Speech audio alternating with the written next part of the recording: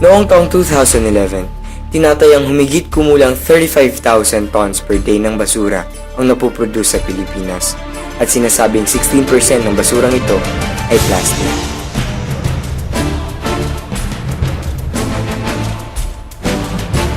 Nandito tayo ngayon sa Blumentritt Public Market na kung saan magtatanong tayo ng mga tindero at mamimili kung ano ang kanilang mga opinion patungkol sa paggamit ng plastic. Ayaw niyo po bang gumamit ng eco bag?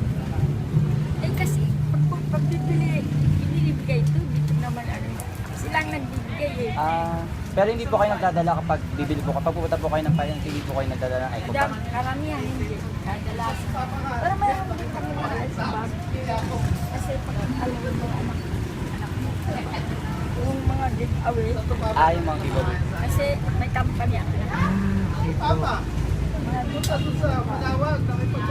So Nay, kung kayo po, okay din po sa inyo na gumagamit ng eco bag kesa po sa plastic? Oo naman. Okay. Kaya lang, punta ako gaya nito. Hindi mo naman sinasadya bibili ka. Sila na po yung nagbibigay mismo ng plastic. Isa ang lungsod ng Maynila sa mga syudad sa Metro Manila na hindi pa rin nagpapatupad ng plastic ban, dahilan kaya patuloy na nagagamit sa mga pampublikong pamilihan ang plastic. Ate, gaano katagal na po kayo nagtitinda dito? Timang mo na nga. Ay, kaya ba natagal na? Ha? Tatlo.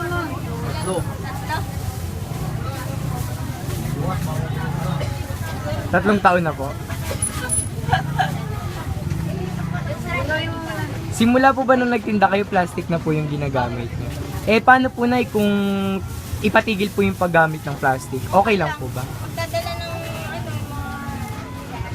yung customer na magdadala ng So parang pabor pa po sa inyo kung ipagbabawal po yung paggamit ng plastic? Hindi na magagastos bumili ng Plastic. mas okay siya. Tsaka di, basura kasi. Oo nga po. Salamat po, Nay. Ano ba yun, mami? May bahay po kayo sa Quezon City. So, ano po yung pinagkaiba doon tsaka dito? Wala kang hanap mo doon, dito may. Pag po namamalengke kayo doon, ano pong ginagamit nyo? Kung ano may bigay nila. Pero wala pong plastic sa Quezon City. Bawal po talaga. So, sinusunod nyo naman po yung... Naman, mas magaling ba ako sa mga? Diba? Okay. Okay na ako. Salamat po na. Okay.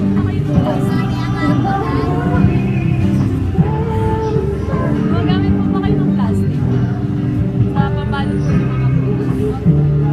Hindi mo ba alam na yung plastic isa yung dahilan sa mga pagbaha? Hindi naman po bawal kasi kapag bawal naman po susunod naman po. Nakita na nga natin na marami pa rin ang gumagamit ng plastic dito sa Blumentritt Public Market. At bilang mga estudyante, ang tanging magagawa lang namin ay sabihin sa kanila ang magiging epekto ng lubusang paggamit nito. Dahil hanggat hindi nagkakaroon ng ordinansang magbabawal sa paggamit ng plastic sa lungsod ng Maynila, ito ay hindi matitigil. Patuloy na gagamitin ng mga mamimili at ng mga nagtitinda ang plastic. Ayon sa Asian Development Bank sa pamamagitan ng The Garbage Book na napublish noong 2004, sa susunod na 30 taon, ang Metro Manila ay magkakaroon ng 50 million tons ng solid waste at kakailanganin ng 100 billion pesos upang ma-dispose ng tama ang mga ito. Sapat na upang pakainin ang maraming pamilyang Pilipino. Ngayon, nandito naman tayo sa Galas Public Market kung saan pinagbabawal ang plastic.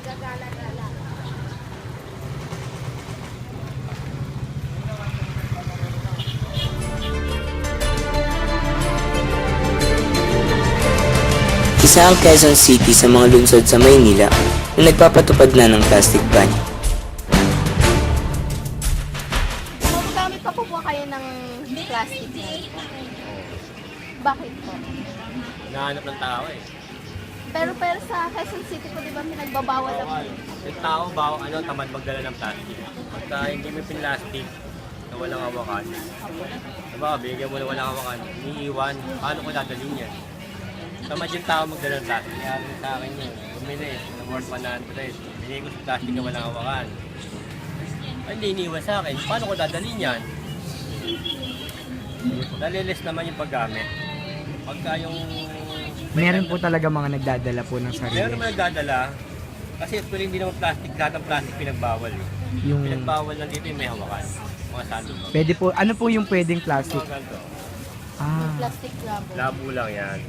Okay. Pagka diyan mo din nalagay yung mga pinamili nila, Okay lang po. diyan mo nilagay, bibigyan mo sa kanya, wala pang may hawakan. Kaya po talaga kailangan niyo po ng may hawakan. Oh, kaya yung gumagawa ng plastic labo, yung gumagawa nito, yung ginawa din nilang labo, lagyan nilang hawakan lang. So ang ginawa po nila, gumawa po sila ng labo, pero nagkaroon na ng hawakan. Oo. Pero bawal pa rin dito yun. Minsan nagkakaroon ng operation dito. Kahit ipinagbawal ng paggamit ng plastic sa Quezon City, mayroon pa rin ibang gumagamit ng iba't ibang uri ng plastic. At ayon sa kanila, ang tanging ginagamit na lamang nila ay ang tinatawag na plastic labo. Ngunit kasama ang plastic labo sa mga uri ng plastic na ipinagbabawal ng Quezon City. Pag ganito po, yung labo, pwede po. Kasi mabilis siyang matunaw. Bakit po kaya pinagbabawal yung plastic na yun? Kasi nakakadagdag daw ng basura. Parang hindi naman po nababawasan yung basura, di ba, kahit pinagbabawal. Lalo na dadagdagan kasi bawa isang piraso, lalo na plastic na puti, di ba? Saka parang hassle din po pag hindi plastic. Pwedeng mabutas yung paglalagyan ng papel. Saka nagpapadoble yung customer. Saka yung sinasabi na magdala sila ng sarili lalagyan, hindi sila nagdadala na sa customer. Saka parang mas okay din po pag may dala silang eco bag, di ba? Oo, yun ang talaga. Eco bag, gusto Oo, lang. yun ang nakaano talaga. Saka bawal kami magtinda ng mga ganyan ng plastic. Yung ganun may kulay. Kaya nga napipilitan kami dahil yung ibang customer, hindi nila alam na wala silang dala mangingi ng plastic kasi nakakaano nga. Hirap nga po dali pag madami. O kaya nakatago ang plastic na. Hinuhuli po ba? Oo, yung may kulay na ganito. Nagsimula ang plastic ban sa Quezon City noon pang 2013 at noong 2014, nagkaroon na ng ukulang ordinansa tungkol dito na nagkakaroon ng parusa sa mga susuway sa naatas na batas na ito. Ayun po yung plastic na ginagamit. Bakit po ayan yung ginagamit yung plastic? Kasi kulay puti kasi mas maganda yan. Bawal kasi yung may kulay. Bakit po bawal yung may kulay? Siyempre ano yan. Pinagbabawal kasi yan. Yung may ano dyan. Sampod ni Kuya. May nanguhuli po. May nanguhuli.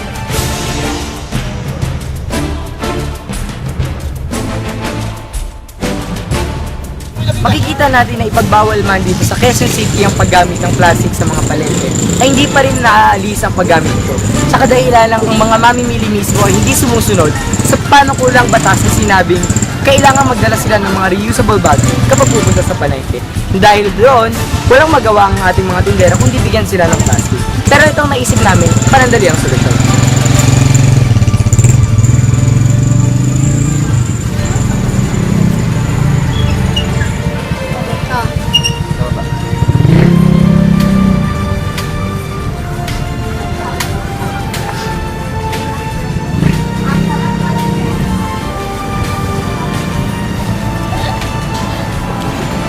Ang Manila Bay na dating paboritong pasyalan ng mga Pilipino ay hindi nakaaya-ayang puntahan ngayon.